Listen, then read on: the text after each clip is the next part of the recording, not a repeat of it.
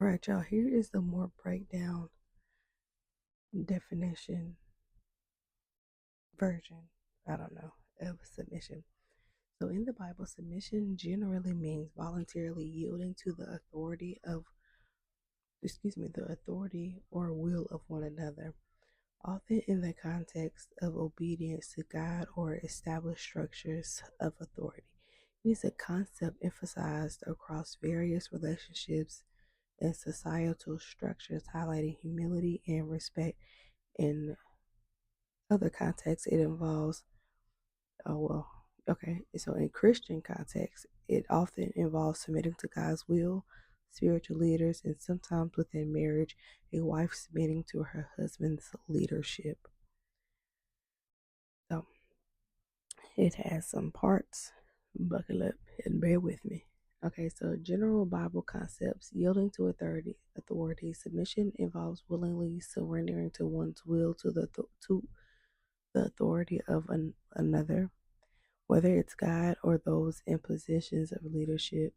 Humility and respect. Submission is often linked to humility, recognizing the authority and the position other person of the other person and showing respect for their role.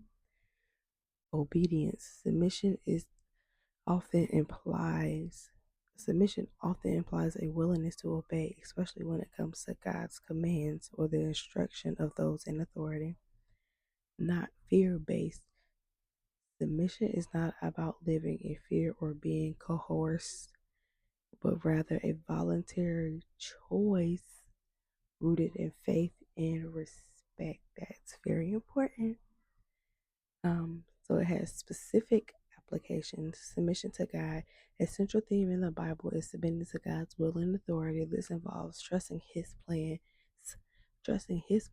and surrendering to one's own desires and worries to Him. Submission in marriage. In this context of marriage, biblical submission is often discussed as a wife's willingness to honor and affirm her husband's leadership. That this does not mean complete obedience without question. That's good, but rather a willingness to cooperate and support his role as the head of household. That's so good. Submission to leaders. The Bible also calls for submission to spiritual leaders and those in position of authority within the church. This often framed as a way of respecting the structure God has established. Important considerations. Not absolute obedience. Submission in marriage, for example,